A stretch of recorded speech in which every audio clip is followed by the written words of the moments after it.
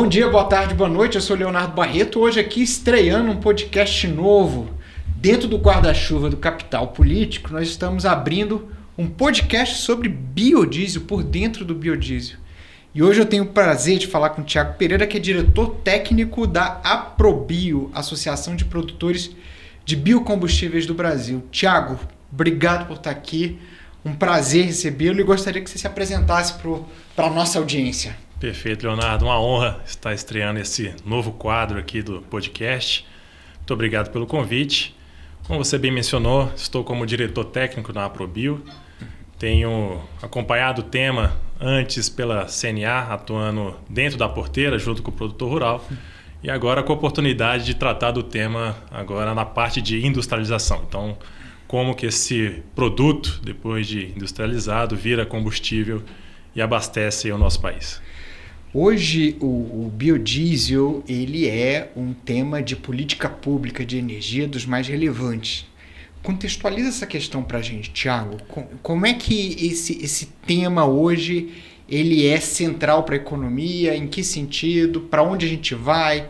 O que você está vendo de desafios para essa agenda não apenas na agenda energética, mas na agenda econômica do país? Perfeito, Leonardo.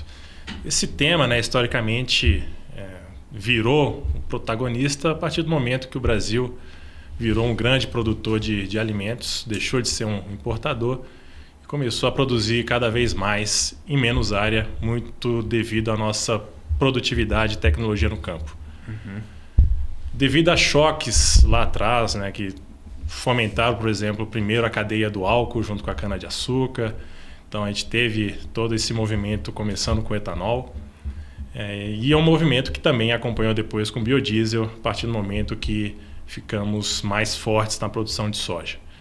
Então o biodiesel sempre teve na nossa pauta, é uma pauta que a gente agrega tanto a produção no campo, a industrialização, e isso fomenta não só a parte de biocombustível, mas também de proteína animal, que a gente pode conversar mais para frente. Mas é uma pauta que tem toda a sua relevância não só pela segurança energética, como você bem mencionou, mas a segurança alimentar também ela é muito forte quando a gente fala de biocombustíveis. É engraçado que quando a gente fala de biodiesel, o marco é o primeiro choque do petróleo, ali nos anos 70, o que traz o Brasil para investir muito em pesquisa e no desenvolvimento do pró-álcool, enfim. E hoje a gente está dentro de um contexto de um novo choque do petróleo, em função da guerra do Irã e dos Estados Unidos. Que paralelo você faz, do momento em que nós estávamos ali dos anos 70 e hoje? O biodiesel ele tem condições de assumir uma posição central e não apenas complementar ao petróleo, aos combustíveis fósseis dentro da matriz energética brasileira?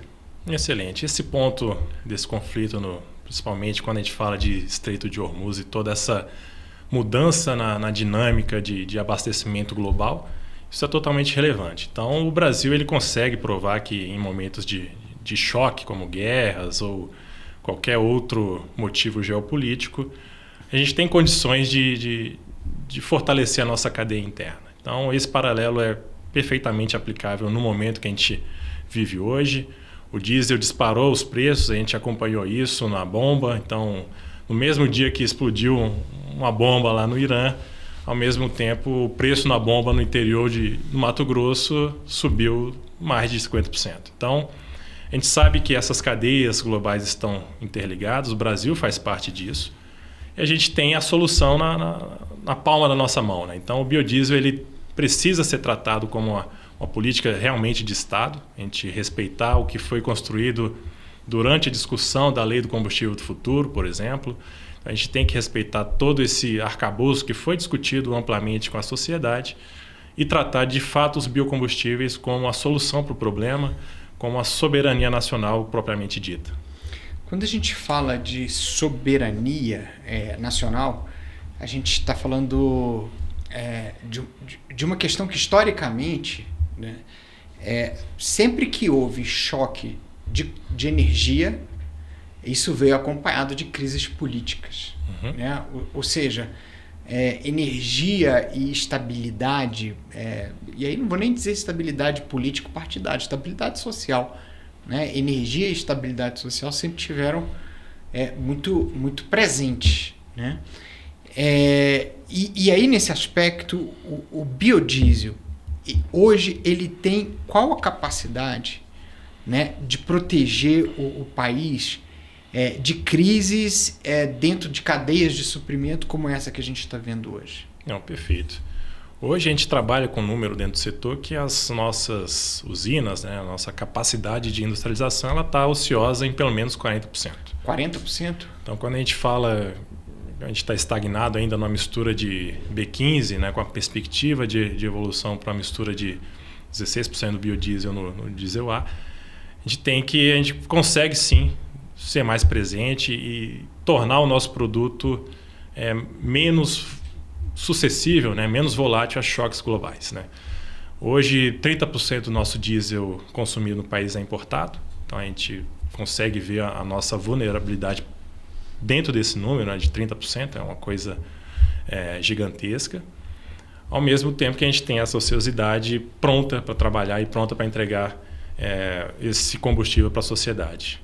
E temos também o fator de que hoje a gente precisa, né, avançar com esse cronograma e implementar essa mistura o quanto antes, porque aí a gente vai ter um combustível que muitas vezes foi criticado por ser mais caro, mas durante o pico ali do conflito ali no Oriente Médio, o biodiesel chegou a ficar mais barato que o diesel importado. Então a gente vê que o nosso produto, de certa forma, tem a sua estratégia e tem que ser valorizado. Tiago, normalmente quando se critica a ampliação do consumo de biodiesel, se fala muito de que isso pode comprometer a produção e o preço dos alimentos. Essa é uma crítica que faz sentido? Na verdade, é totalmente o inverso, né? A própria frente parlamentar aqui do biodiesel tem estudos mostrando que isso, na verdade, não se comprova. Na verdade, a partir do momento que a gente aumenta um ponto percentual na mistura, que seja, a gente está demandando mais produto do campo, por exemplo, a soja, que hoje é o carro-chefe quando a gente fala de biodiesel. A partir do momento que você industrializa isso, você gera mais empregos dentro do país, você gera subprodutos, né, coprodutos que vão para a proteína animal, então vai ter o farelo, né, para a produção de carne, ovo, frango, enfim, e isso fica mais barato para a sociedade. Então, na verdade, é uma lógica inversa que a gente precisa trabalhar isso. A gente está fortalecendo a nossa segurança energética ao mesmo tempo que a gente coloca comida mais barata no prato brasileiro. O que você está dizendo é que os subprodutos que a gente tem com a produção do biodiesel, eles podem ser aproveitados na cadeia da produção de alimentos. Na verdade, a industrialização da soja, né? A soja em grão, um dos coprodutos é o óleo de soja, que isso vai ser trabalhado para virar biodiesel, mas ao mesmo tempo ele vai gerar o farelo. Então o farelo e o óleo são os coprodutos aí que a gente obtém a partir do grão de soja, e isso vai para diversas cadeias. Então, a partir do momento que a gente tem uma demanda maior por óleo de soja, produz mais farelo, e o farelo chega mais barato também para a cadeia de proteína animal. Tiago, e hoje quais são os principais obstáculos para a ampliação do B16? Perfeito. O setor ele tem essa demanda. Na verdade, a previsão para o aumento da mistura estava para 1º de março. Isso não aconteceu até o momento. A gente está com esse B16 represado de certa forma. O setor não tem exigência somente de aumento de mistura, mas que isso seja acompanhado dos testes, né? Então a lei do combustível futuro prevê isso. Então, para a gente aumentar a mistura, a gente precisa garantir que isso não vai danificar os motores, que isso não vai causar nenhum processo técnico adverso. Então, para o B16, o setor já entende que isso já está superado. Inclusive, o setor entregou em março para o Ministério de Minas e Energia um protocolo para resolver os testes em 45 dias. Então, a gente se propôs a fazer isso e com garantia de que isso não vai dar problema. Então, o B16 hoje, para nós, já é um problema superado. Agora, falta decisão política, é claro, de tornar isso factível. E politicamente, quais os atores que se percebem prejudicados e que ainda são contrários a essa iniciativa? Principalmente o setor de transporte, né, o maior consumidor de diesel do Brasil, e é muito no viés de qualidade, né? Então a gente entende também que o fator de qualidade do biodiesel está superado. Hoje a gente tem a especificação de qualidade do biodiesel a mais rigorosa do mundo, a gente pode dizer isso. Então em 2023 a ANP fez uma resolução alterando esses aspectos de qualidade do biodiesel. Então a gente tem garantia de que o nosso produto é o que tem mais qualidade, que é o mais rastreável do Brasil e do mundo. Então a gente tem a certeza que a qualidade do biodiesel é atendida. E aqueles problemas que eram relatados antigamente de borra e tudo mais, isso de certa forma foi resolvido, porque a ANP nessa própria resolução 920 prevê, entre outras coisas, boas práticas, limpeza de tanque, eliminação de água, que era o principal gargalo do setor. Entendi. Hoje essas questões técnicas elas estão encaminhadas do termo da qualidade do produto, mas também de protocolos de manutenção. É isso? Exatamente. E hoje, quando a gente avalia, né, a boa parte da frota, ela já sai testada com motor até de B20 a B100. Então, a gente está falando de B16, então, de certa forma, a gente já poderia utilizar misturas maiores, mas o setor entende que essa fase de testes é importante e a gente está total disposição a colaborar com isso. Então, hoje a gente tem 40% de capacidade ociosa, né? Então, assim, para a aplicação do B16, a indústria estaria pronta. Exatamente. A gente está pronta e a gente já fala, inclusive, em B17. É claro que o B16, em questão de testes, isso a gente já vê que consegue entregar de imediato. Em paralelo, a gente está tocando o que a gente chama de o maior e mais completo plano de testes com biodiesel no mundo. Então, a gente, junto com o governo, com o Ministério de Minas e Energia, o setor se comprometeu a financiar, inclusive, testes que vai desde o B16 até parte do B25. Então, isso vai ser entregue até o início do ano que vem. Existe um horizonte de exportação dessa tecnologia e desse combustível, ou ainda a gente está restrito ao mercado doméstico? Hoje, quando a gente fala de exportação, não é um mercado relevante em termos de número, mas a gente tem potencial para exportar e a partir do momento que a gente começa a eliminar essa ociosidade, vai ser interessante sim pensar em novos mercados, pensar em exportar isso, inclusive para novos usos, né? Então, hoje o mercado já tem planos para usar isso no setor marítimo, no setor aéreo. Então, existe novos usos, novos mercados e o setor está trabalhando para isso. E qual é a relação do biodiesel hoje com a política de redução de emissão de carbono e as metas climáticas que o Brasil assumiu, Thiago? Isso tem total relevância também. Então, o Brasil também é pioneiro ao falar de crédito de descarbonização, quando a gente fala de CBIOs para os biocombustíveis. E o Brasil hoje detém uma das metas mais ambiciosas quando a gente fala a nível global. Então, uma das NDCs é justamente ter isso zerado até 2050. Então, para isso acontecer, a gente precisa do biodiesel, a gente precisa avançar nas misturas, a gente precisa dar novos usos para esse combustível e, de fato, tornar a nossa matriz energética mais sustentável. E a agricultura familiar? Essa é uma questão dentro da cadeia do biodiesel.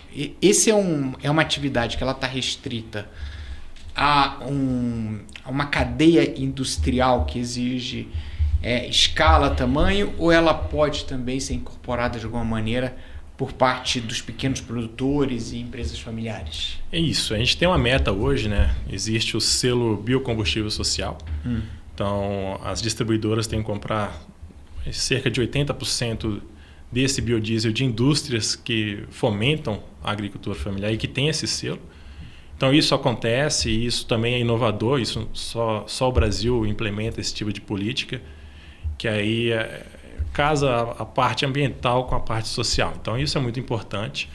E a agricultura familiar, sem dúvida, é muito importante. Hoje, a cadeia da soja mais de 90% está na mão de pequenos agricultores ou agricultores que têm até 50 hectares. Então, isso é totalmente relevante para o setor e é mais um tipo de fomento, não só ambiental, mas social também. Uhum. E olhando para esse aspecto social e esse aspecto ambiental, qual é o potencial do biodiesel de entrar na matriz energética e nas estratégias de descarbonização também de outros países? E aí eu pergunto porque me vem à cabeça assim, o case brasileiro ele é estudado lá fora e compreendido como uma estratégia válida dentro da descarbonização das principais economias? Sim, com certeza. Na verdade, esse movimento acontece ainda mais forte em outros países. Quando a gente pega Estados Unidos, Indonésia, já chega a misturas que vão B20 a B25. Então a gente ainda tem um caminho ainda para chegar nesse nível de maturidade. Nos Estados Unidos já tem aplicação até maior. Exatamente. Estados Unidos e Indonésia são os cases assim, que a gente usa como exemplo de que já usam misturas acima do que a gente pratica hoje. De soja também? Aí tem óleo de palma, tem várias outras matérias-primas que são utilizadas. Dentro da associação, a soja claramente é a mais importante, mas vocês também têm outras linhas de produção de outros insumos para a cadeia? Sim. Hoje o biodiesel, o chefe vai ser a soja, né? Mas tem o sebo bovino, tem a palma, que principalmente importante ali para o norte e nordeste. Então existe fomento também para diversificação das matérias-primas para o uso do biodiesel. Entendi. E o álcool, nesse sentido, o quanto que ele fica, como que ele fica dentro dessa organização do mercado?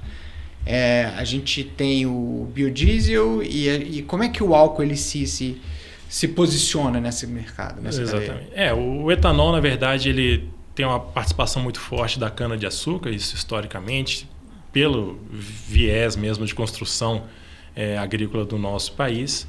Mas a gente tem um exemplo muito claro do etanol de milho, que recentemente tem sido também um drive de expansão para biocombustíveis e um exemplo muito forte de descarbonização no campo também. Então, o etanol de milho, o etanol de cana e essas novas fronteiras, né? Os SAFs, o Biobank, isso vai acontecer em breve também. Mas eles competem, Thiago, ou são complementares? Não, são complementares, né? O diesel mais para uma motorização mais pesada, né? Outro tipo de veículo, e o etanol aí para o nosso dia a dia, nossa frota mais doméstica, vamos dizer assim. Como é que é a cadeia da produção do biodiesel? A gente fala de indústria, né? Uhum. do biodiesel. Qual que é o tamanho dessa cadeia? E eu queria também aproveitar e ver assim, qual é o potencial de industrialização das regiões na qual essas refinarias estão instaladas, né? Qual é o potencial de desenvolvimento que elas carregam com elas? Não, perfeito. Hoje a gente fala em torno de mais ou menos 60 usinas de biodiesel espalhadas pelo 60 país. 60 usinas? Exatamente. Em operação, aí tem também um plano de expansão para isso. E elas estão situadas onde produz soja, né? Então a gente tem uma presença muito grande no sul do país, ali pegando Rio Grande do Sul, Paraná, Centro-Oeste, e agora um fomento maior também para Norte e Nordeste, como a gente já comentou aqui do selo Biocombustível Social, que ele prevê que boa parte dessa matéria-prima tem que ser originada no semiárido, no Norte e Nordeste, justamente para fazer essa diversificação de matérias-primas e de origem também. E aí a gente tem então uma interiorização de um parque de refino, não é? E isso deve ter impacto sobre preço, não é? Porque você precisa de uma logística, imagino, mais simples, né? Para poder fazer a distribuição desse combustível. Sim. Embora ele ainda precise ser misturado, né? Perfeito. Ele é misturado aonde? Ele é misturado nas grandes refinarias ou onde o biodiesel é produzido? Certo. Isso aí acontece muito com o papel das próprias distribuidoras, né? Então, elas originam esse produto, fazem a mistura e isso vai para os postos de combustíveis. Sim. E hoje esse é um sistema que ele funciona tranquilamente ou ainda existem desafios para saber se as distribuidoras estão misturando a quantidade certa? qual que é o tamanho do problema ou da situação que a gente tem aqui? Não, existem desafios, né? E em todo setor vai ter gente que faz tudo que é demandado faz certo e tem gente que faz errado. Hoje o que o setor ainda carece é de um sistema de rastreabilidade, e não só de responsabilização. A gente não quer saber onde está dando errado e ficar por isso mesmo, a gente quer saber onde o problema está ocorrendo e como consertar. Então, boa parte da pauta de qualidade ainda acontece por... Está na execução. Exatamente, porque a gente ainda não tem uma rastreabilidade de onde o problema está acontecendo e 100% das vezes o resultado desse problema cai sobre a produção de biodiesel e tem toda essa questão de que o biodiesel falta qualidade, mas isso não é uma verdade. A fiscalização disso está a cargo da ANP? Exatamente. Da ANP. Uhum. E deixa eu te perguntar uma coisa. Tudo que se refere à matriz energética no Brasil, a gente tem um ator que tem um peso muito grande, que é a Petrobras. Uhum. Como é que a Petrobras se relaciona com vocês e como é que ela se relaciona em relação à política do B16?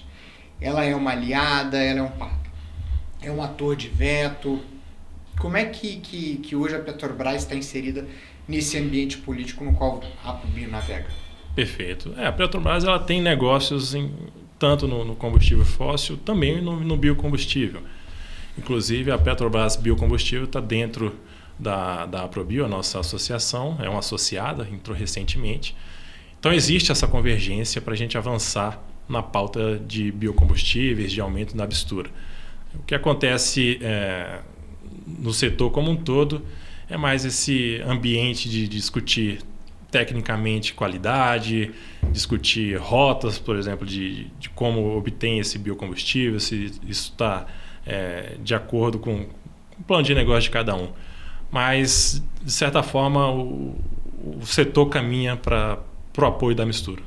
Tiago, ao final dessa guerra, né, é claro que a gente tem muita dificuldade para entender para onde ela vai, mas isso te deixa mais otimista ou mais pessimista em relação ao futuro do biodiesel no Brasil?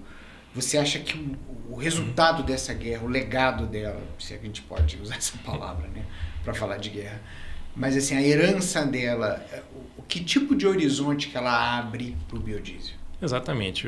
Foi aquilo que a gente comentou brevemente. Isso expôs o nosso setor e expôs a nossa vulnerabilidade, que é justamente o quanto que a gente importa e é dependente do diesel fóssil. Então, qualquer choque menor que seja no diesel ou no dólar, por exemplo, isso vai refletir na bomba e vai refletir no preço desse combustível para o consumidor. A partir do momento que a gente tem uma política de Estado concretizada e que isso dê mais previsibilidade para o setor investir em industrializar o produto aqui dentro do Brasil, a gente consegue ter um biodiesel competitivo que não esteja vulnerável a choques como esse que a gente está observando lá no Oriente Médio. Para a gente encerrar, eu gosto sempre da gente pegar e tentar dar alguma razão de grandeza, né, para quem está escutando a gente. O quanto que a indústria hoje ela estaria preparada para abastecer, olhando o tamanho do mercado de diesel como um todo, né? O quanto que a indústria estaria preparada hoje para suprir e ocupar um espaço dentro desse mercado? Não, perfeito. O que a gente conversou mais cedo, né? Vamos combinar que o B16... Isso para a gente está pacificado. Atender o B16 para nós é primordial e isso é totalmente factível no curto prazo. E hoje o setor já fala em B17, considerando a produção de matéria-prima, e atender isso... Só com a capacidade ociosa. Exatamente. Só com a capacidade ociosa. A gente falou aqui de carbono, a gente falou de interiorização de desenvolvimento, que é uma dinâmica que o pessoal pouco presta atenção, né? Mas você ter a possibilidade de refinarias no interior do país cria possibilidades de desenvolvimento para estados que sempre tiveram longe da costa, né? Quem não estava ali do lado daquelas estruturas de refino sempre tiveram as suas opções limitadas. Segurança, soberania e uma grande oportunidade, acho que lá na frente, de exportação e criação de uma nova fronteira de exportação. Né? Exatamente. Eu acho que a pauta é totalmente positiva. É claro que a gente tem alguns percalços no meio do caminho, mas o setor ele está maduro o suficiente para responder quando é questionado sobre qualidade. É claro que a gente ainda precisa de uma rastreabilidade desse produto, desde a produção até a Hoje esse bomba. É um desafio principal. É um desafio que a gente tem justamente para endereçar onde o problema está e tirar das costas de quem produz e que hoje é sujeito ao maior controle de qualidade do mundo. Isso não tem em nenhum país. Uma última pergunta. Como é que está sendo a aceitação do consumidor? Existe ainda esse estigma da qualidade, certo? Mas tem uns 2 anos que as associações elas estão tratando o tema de qualidade junto aos atores, aos consumidores. Ano passado tivemos um workshop sobre qualidade. Foram reunidos desde usuários, fabricantes e quem lida com isso diretamente na prática. E o resultado foi surpreendente, né? Então, quando você faz um bom uso do produto final, tem as boas práticas implementadas, o risco de algum problema focado em qualidade acontecer é praticamente zero. E aí, nesse caso, a indústria de veículos é a principal parceira. Exatamente. A gente precisa ter toda a questão de quando esse combustível sai do tanque, a gente tem que garantir que lá na bomba ele tenha uma qualidade esperada, justamente para a gente ver se no uso do combustível, nos motores, isso não vai ter problema. Por isso que essa questão da rastreabilidade é tão importante, né? Porque se você não tiver isso resolvido, até a avaliação da qualidade do produto ela fica prejudicada, né? Porque você não sabe o que realmente você está consumindo. Exatamente, ali, né? exatamente. Ô, Thiago, mas olha, Belo Horizonte, a gente mostrou aqui a necessidade realmente da gente ter um podcast para falar sobre biodiesel, porque tem muitas dimensões, muitas oportunidades e muitos desafios também. Excelente. Eu acho que a perspectiva para o setor é muito boa. É claro que a gente está ainda em definição, que eu acho que em breve a gente consegue avançar com isso. E a partir do momento que a gente implementa o B16, eu acho que muito dessas pautas de qualidade, de testes, isso vai ser vencido e o cronograma assim cumprido daqui para frente. Muito bem. Thiago, obrigado pela oportunidade da conversa. Eu agradeço. Provavelmente nós vamos nos ver outras vezes por aqui. Excelente. Nesse canal de conversa que a gente abriu sobre o biodiesel. Conte comigo. Tá bom? Queria agradecer, convidar para os próximos episódios. E quem tiver questões para serem colocadas aqui para os nossos convidados, pode mandar para os nossos canais. A gente está aqui abrindo uma ponte, como o João Rumel gosta sempre de dizer, entre o Congresso e a sociedade, né? Para que a gente possa envolver mais gente nesse debate de políticas públicas, mais engajamento dos nossos stakeholders, né? Dos nossos tomadores de decisão e a qualificação da política regulatória, que no final é aquilo que nos interessa a todos. Tá bom? Muito obrigado, Thiago. Excelente, muito obrigado. Valeu.